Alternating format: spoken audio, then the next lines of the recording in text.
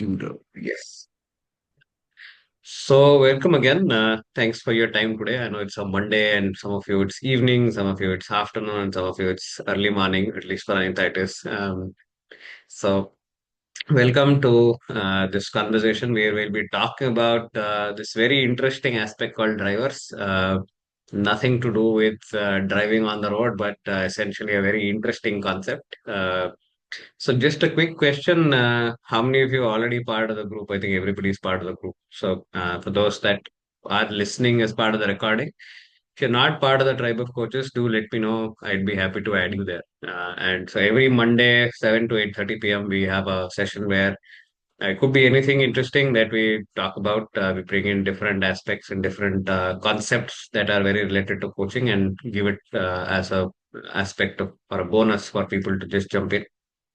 And that's about that in terms of what the Tribe of Coaches is all about. It's a free platform. We're about 200 plus coaches. And today's conversation is essentially about drivers. So, how many of you are familiar with the concept called as transaction analysis? So, Priya is, Sunanda should be. So, very interesting concept. So, for the subsequent part of that session, I'll refer to transactional analysis as TA. So, and I think early 1960s is where it sort of took off. Maybe slightly off on the date and the time, but essentially it is about or an offshoot of Jungian philosophy. There was an aspect that runs on a different thought process from that. That we are all products of. Um, the games that we play with people. So the games that we play with people, games people play is a famous book from Eric Berne. Eric Berne is called the father of transactional analysis. He and multiple other people who contributed to the world of TA have given it a space where TA is a well-renowned aspect of learning. Very strongly works with therapy as a concept, but essentially has offshoots on in multiple aspects and multiple places as well. So in effect, it is about how we talk to people and essentially what is the underlying aspect that runs in our head while we are talking to people, while we are working with people, while we are working with ourselves. That's the whole transactional analysis aspect of it, and uh, it has quite a lot of very interesting concepts. It operates from three aspects of an ego state called as a parent ego state, adult ego state, and a child ego state. The child is when we've learned or whatever we've learned during our childhood, don'ts, do's, etc., become a part of the child ego state. The parent ego state is again learning from our parents as to what they've told us, what they've not told us, do's, don'ts, should nots, how they have responded to certain situations. A lot of it is unconsciously or subconsciously done. So it is becoming aware of that pattern through TA, through some of the concepts of TA. And the adult state is somebody who takes decisions on the now. So all our decisions are based on what we've learned now, or it's based on the now and all the present scenarios. But the child ego state, when it is active, whatever you learned as a state, while you are whatever you learned in your childhood is what is dictating your decision making, and possibly whatever your parents have told you or you learned from parental figures while being a young kid is what is part of the whole this thing. It also operates from a state that I am okay and you're okay. So basically I am okay, you are okay means that all of us are at a space where it's a non-judgmental area, and also essentially an equivalence that we see in coaching, it's the same. So we don't judge them lesser, we don't judge anybody higher or lower, and also comes from a state where some of the actions prior to TA being in the space was that if somebody comes in for therapy, it was almost taken in as saying something is wrong with you that needs to be diagnosed. So it also comes from that aspect saying you are already a complete person as you are, and it's not that something is wrong behaviorally, something is right behaviorally. It just essentially is about what is it all about? What are some of the patterns that you have? programmed yourself into, and how do you unprogram it from there. It's the overall aspects of becoming aware of transactional analysis. So we don't say you are right or wrong. It's just that these are aspects that have come on to you as an individual. Now, with greater awareness, you can choose to let go of them and understand why they are there. So that's the whole umbrella concept of transaction analysis.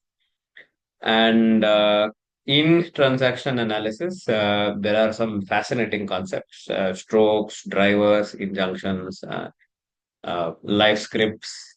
So if you haven't had experience or background into TA, just I think it's a fascinating world to get into. You will love uh, learning some of those concepts. It may not be 100% coaching material, or 100% ICF way of certain things, but some of the tools can be used, some of the concepts can be used while working with a client, with their permission and stuff like that. You get to understand your client much better. You get to understand people as clients, and I think it will also help you grow as an individual as well. So one of the concepts that comes along in terms of drivers or even TA is a concept that there is a universal hunger, and universal hunger is for acknowledgement and recognition. So the universal hunger as kids, right? So most of us, while growing up, know that if I do a certain activity, I'll get scolded, so I don't do it. If I do a certain activity, I will get, you know, uh, people will look at me and say, "Oh, that's fantastic, great that you're doing." Possibly, if I don't do certain things, I'll still get, shabashified. If I don't do something, I'll still get scolded. So it could be all four patterns. And most of the times, we end up doing things that essentially give us acknowledgement, give us recognition, because there is a universal need for acknowledgement, a universal need for we call it strokes. It's a stroke of recognition. So universal hunger is there. It could be as simple as a hi. It could be as simple as a acknowledgement of you as an individual, both in terms of a physical handshake or pat on the back, or it could be a hug. It could be anything, as long as there is a space where you feel seen, where you feel value. And what we end up doing consciously or unconsciously is usually do things as a pattern that continues to get us positive acknowledgement rather than negative acknowledgement. So over a period of time, the positive acknowledgement gets to a space where you start of continue to do certain things because it becomes a habit, and sometimes such a strong habit that you are not even conscious of that habit. So that is, we end up doing stuff or we end up not doing stuff that essentially gives us positive acknowledgement. Over a period of time, it becomes some of your strengths. And when a strength stops working, is when it becomes a driver. It basically drives you mad, kind of a driver. So that is what is the whole concept of what we are talking about today. So that's the whole context setting. Are you with me until now? Any questions?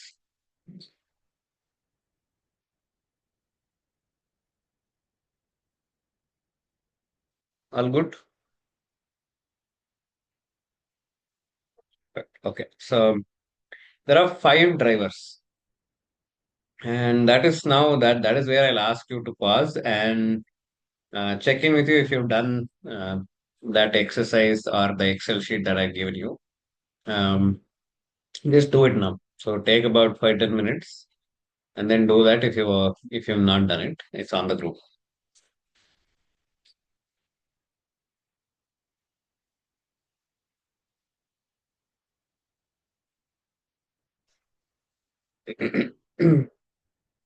So you will have got a mm, Excel sheet just before,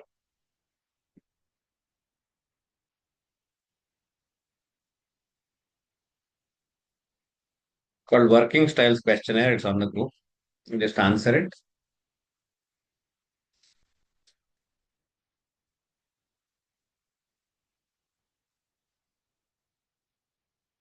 about 12 questions.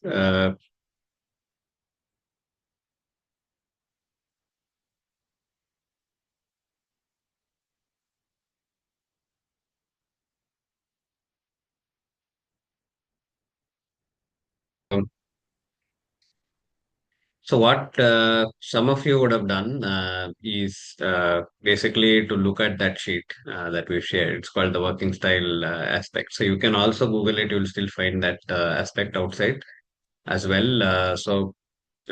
Essentially, what you would have come up with is a series of aspects that will give you something of what is your dominant driver as such.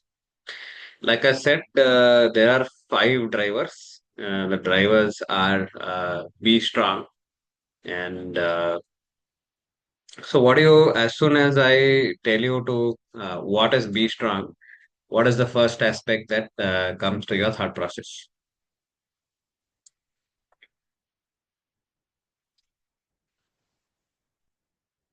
Resilience, endurance.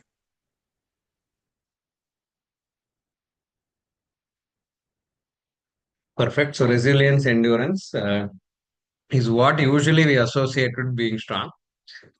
So, here somebody, so my strength itself becomes a spec. So, my strength is I am somebody who's always a strong person. So for me, that need to appear strong, capable, and control is forever present because that has become my way of living, and that's my strength, and it becomes a aspect of uh, challenge in some of those situations. I'll come to that in terms of when it becomes a challenge. The other one is called be perfect. Again, needs to be flawless, achieve perfection in all aspects of life. So this is another. So you have be strong, you have be perfect. Then most of us fall in this category as well is called a please others. So again, here there's a need to seek approval, validation from others, and sometimes forgetting about our own selves in the process. The fourth one is a try hard. The need to exert as and make as many efforts as possible to make sure you achieve this goal. It's somebody like me who sometimes hates saying, "Oh, I cannot do something." I will try and push for it the maximum amount. And that's why I always end up with some or the other aspects of burnout, and that's what happened with me when I was working. And the last one is a hurry up. Sometimes I also get there in terms of need to do everything quickly. So there's no aspect of patience in some of those aspects. So again, all five aspects, all of us to a certain extent, in differing amounts of intensity, will have. So why is it relevant towards coaching? So I put those. So there are five drivers: be perfect, be strong, please others, try hard, and hurry up. Why is it important for us to know what our drivers are, and especially why is it relevant? Or what makes it relevant in coaching?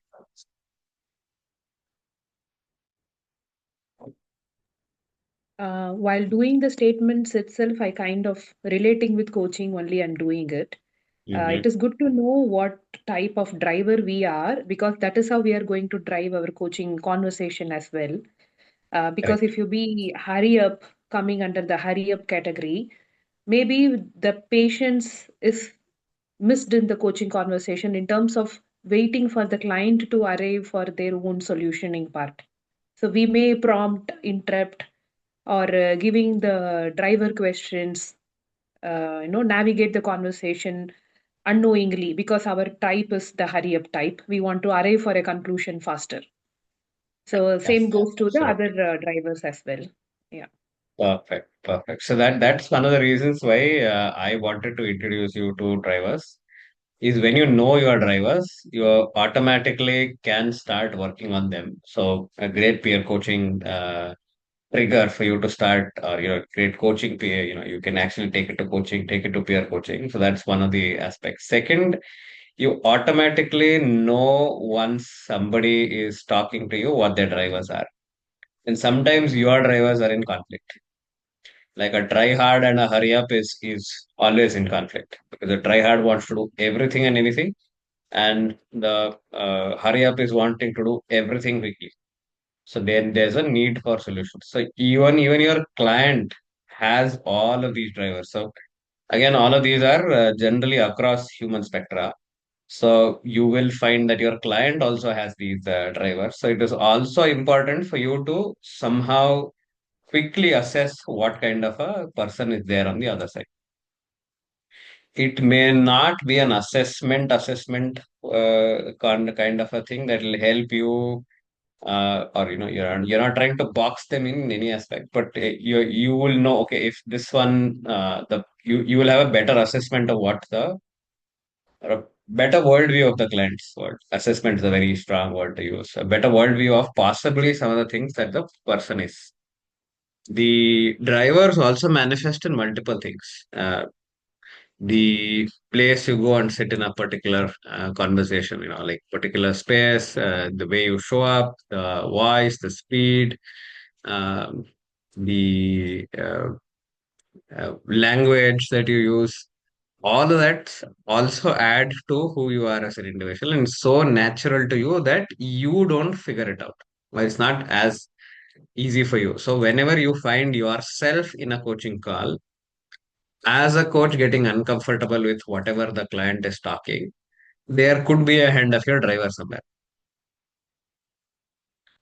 Especially if you're a hurry up, the client is somebody who loves to talk a lot. You're mentally saying, why are you going around in loops? I just want you to finish it. What are you trying to say? Right? So you want the client to finish ASAP. And the client is talking something emotional, and you are very logical, and you're like, drive the session forward, let's move. So you're pushing the client very strongly, and that ends up hurting your coaching presence. That ends up hurting the directionality which the client comes. So the client comes to figure out their own direction, but you are like, you've figured out, okay, this will work for them. And you also lose your presence because you want to finish the session quickly. So that's a hurry up aspect. Please others is when a client possibly comes to you and asks, what do you think of it? You are drawn in, jumping in to say, oh, you know what, that's the right thing to do. That's the best thing you can do right now. So you can be drawn into a coaching conversation to sort of work with that. And it could also be nodding the client, even if you don't say yes. Even if you're nodding when somebody is talking something, for them it is a acknowledgement from the client side that the coach agrees to this. So whatever I'm doing is right. So all of these are also factors that will come into play. So please others is somebody looking at validation aspects. So if the client calls you at even say 10 o'clock, 11 o'clock in the night, you're like, oh, I think the client is in need of my coaching. So I might as well say yes to it.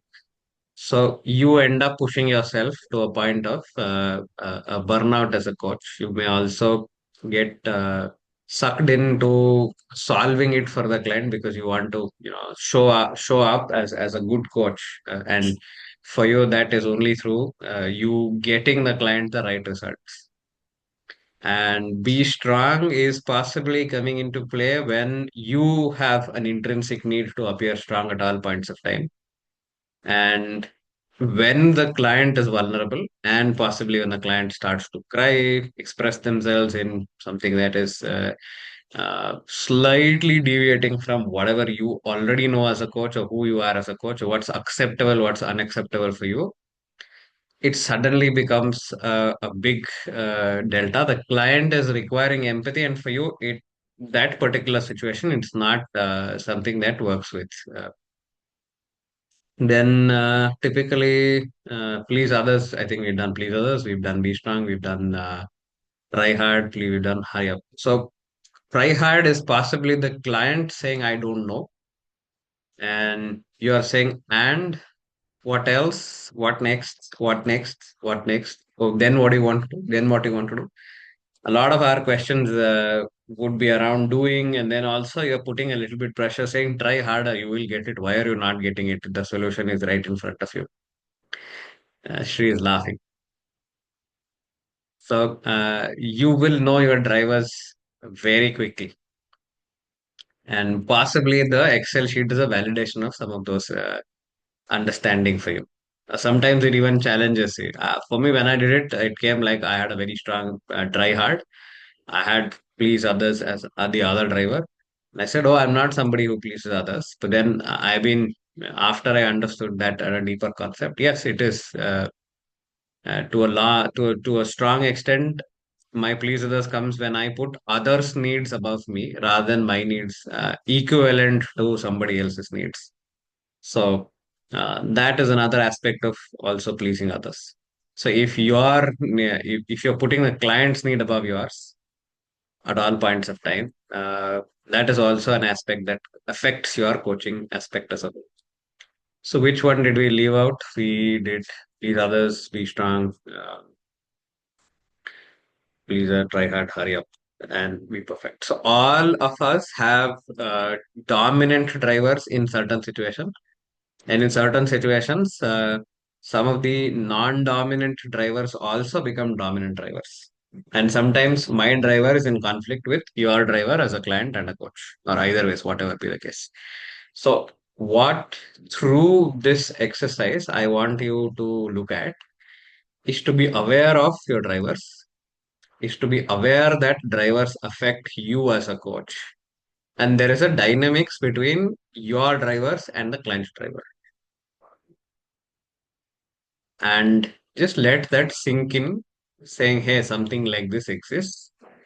And yeah, so my original intention was also maybe to ask you, and you sharing some of the insights that you have gathered, saying oh, now I think I understand some of my um, trigger points as a driver, and say when do I as a coach know very sure that my driver is acting up. And I think, yeah. So somewhere, if as a coach or a peer coach, I think if some other coach goes out of protocol, suddenly you're triggered saying, "Hey, that was not the question to ask." It is also a very, very strong indicator of be perfect. Because it is almost a need for perfection, saying that is how it is supposed to be. If you deviate from anything that is not supposed to be, I am slightly triggered or uncomfortable, or I am somehow not okay. So I moved into the I am not okay, or at least I also possibly moved into you are not okay kind of a space. So drivers, in effect, help us lose presence and lose the aspect of equivalence in the coaching session. So being aware of my drivers, being aware of my client drivers is a great indication for us to say, oh, who we are. So a lot of these uptight people who are there are very strong in terms of the be perfect, and also somebody who's like putting their needs, putting somebody else's need above theirs, typically tend to come under the aspect of please others. So that's what I had to share. Just wanted to bring it to your notice that something like this exists. And yeah, so that's where I pause for your reflections. And yeah, so any possibility you can guess my drivers? I've told you already.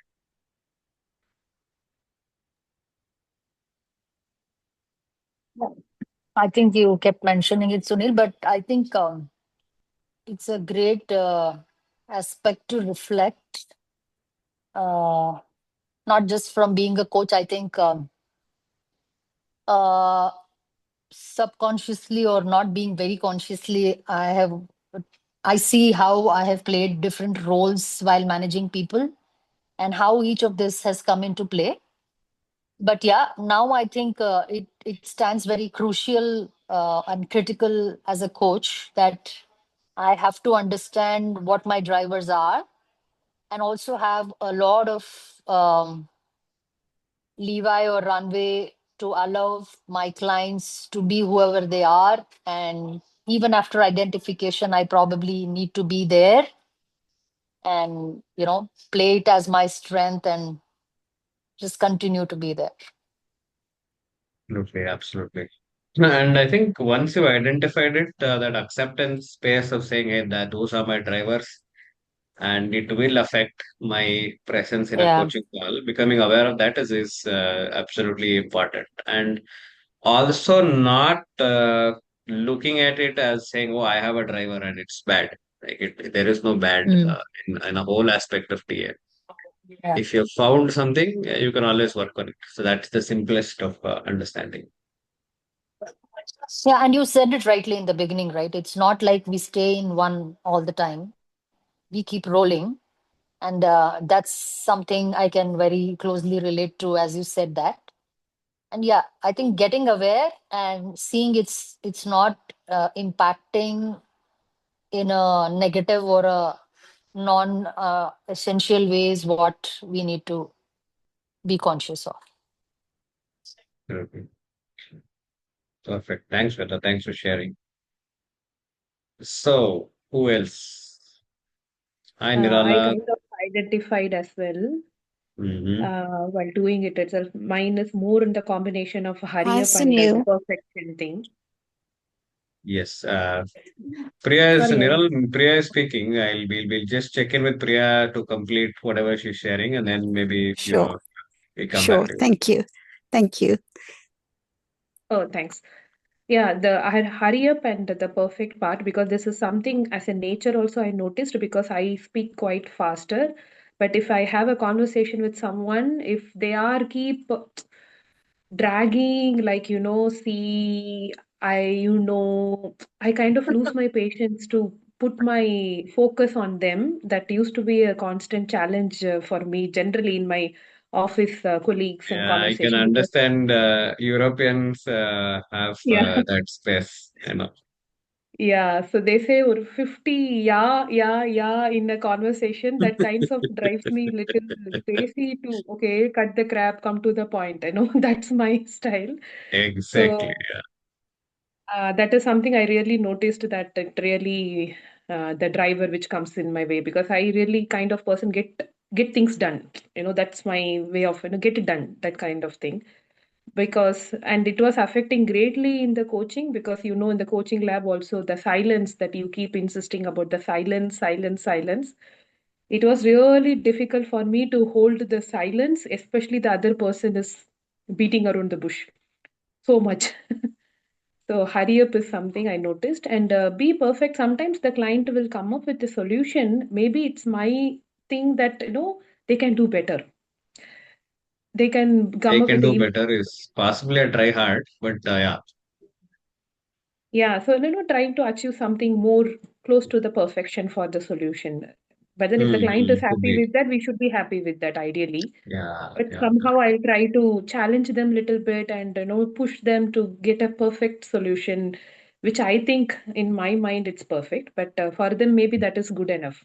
So I sometimes I'll say this word: the good is not good enough. So I'll say that no, the good is not good enough. So that's also a Correct. driver which I stuck with sometimes. So these two are pretty much I've seen in my personality. I do in many other areas beyond coaching also. So it's a good Absolutely. reflection that happened. Absolutely. Yeah. And I think so. When you look at the client or when you look at somebody, you will know, okay, these are some of the drivers that they carry. Again, it is more of a calibration awareness to work with them that way rather than saying, oh, that's not right.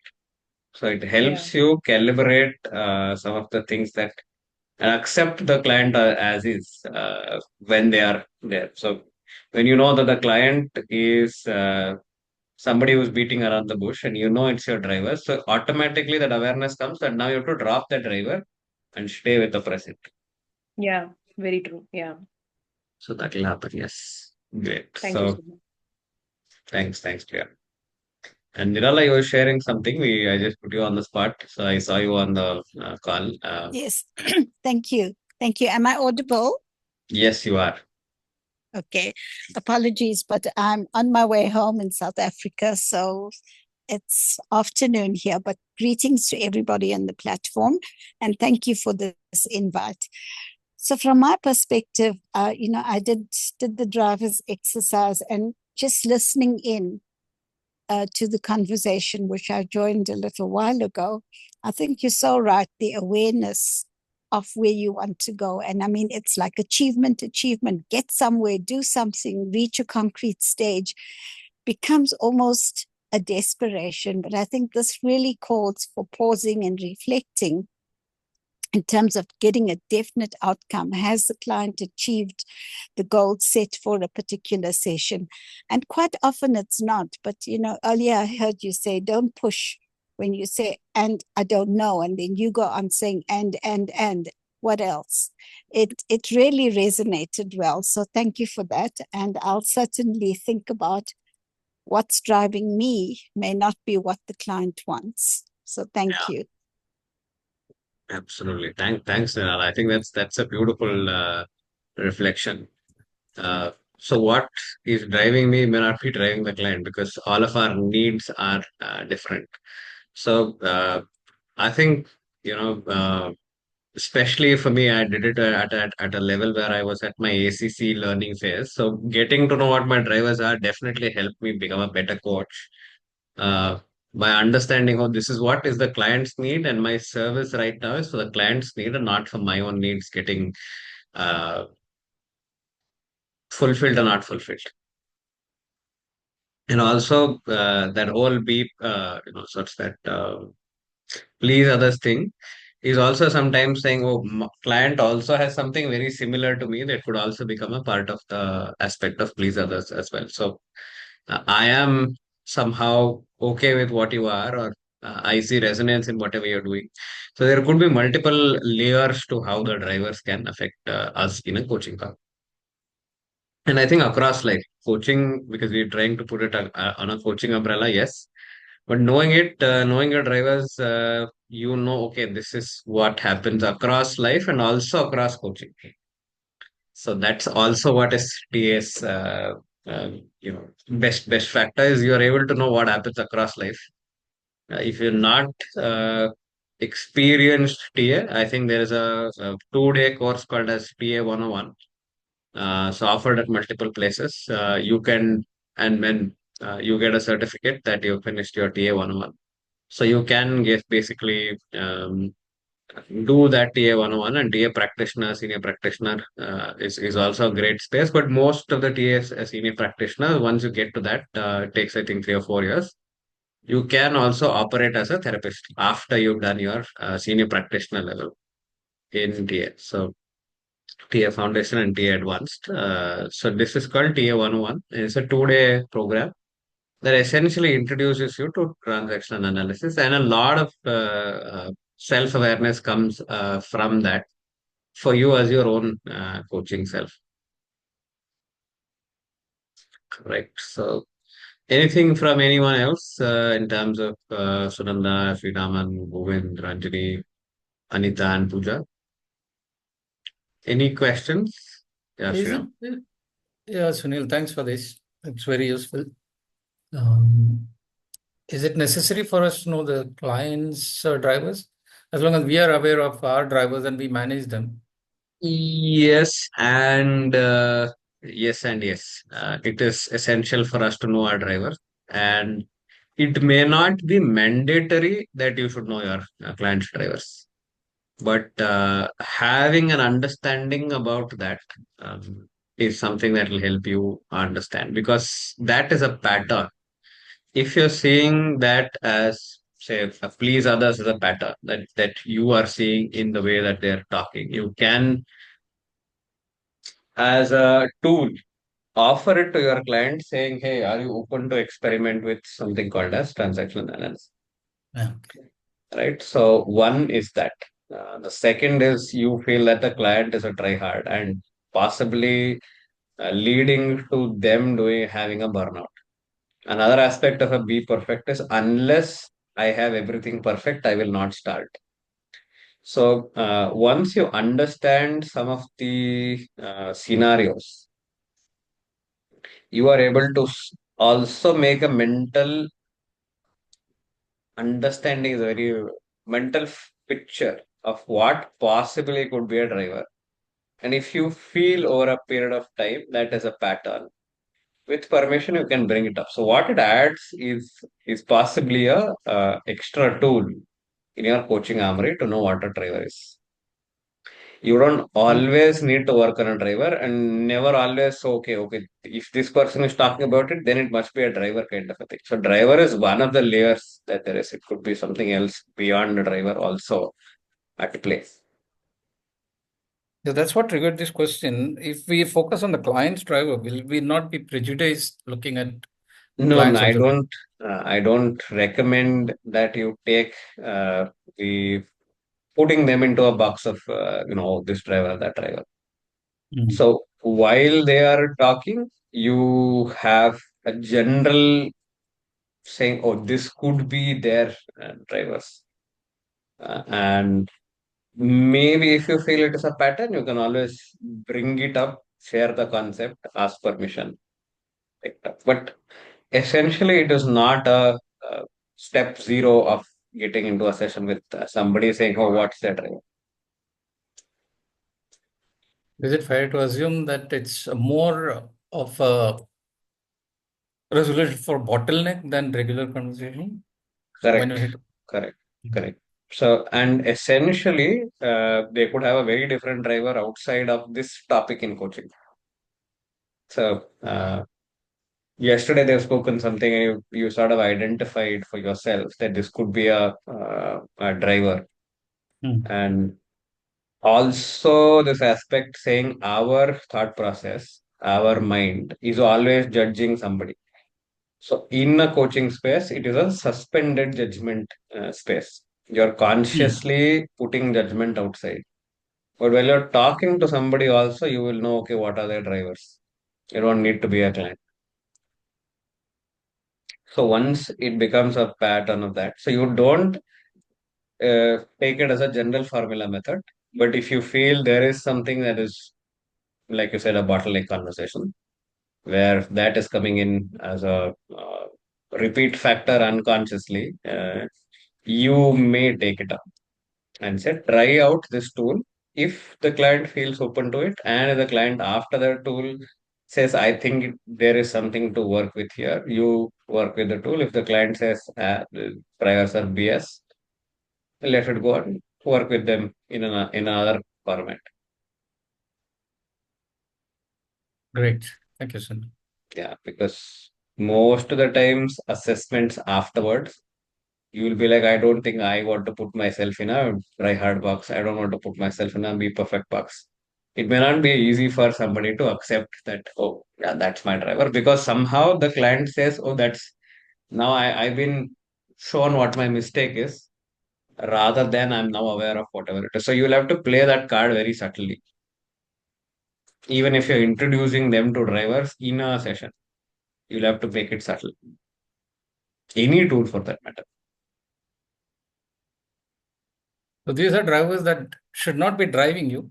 You should rather be stopping.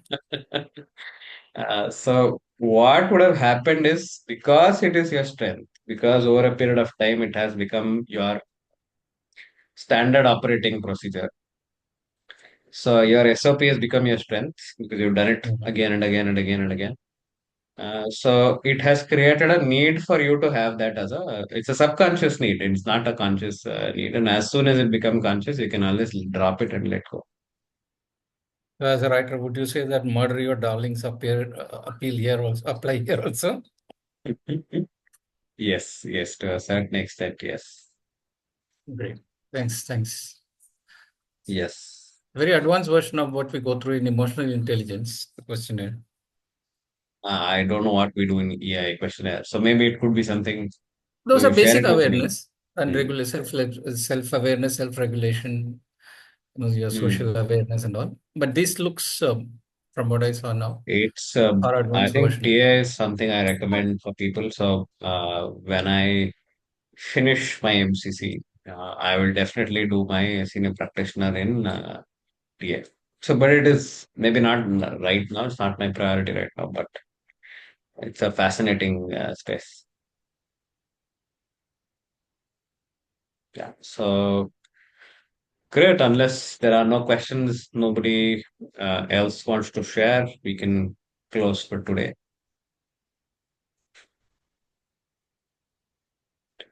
No questions. Yeah. Thank you, Sunil. Thank you so much for this session. Most welcome, Shweta, and then Govind, Rala, Priya, Sriram, Thank you. Angela. Thank you all.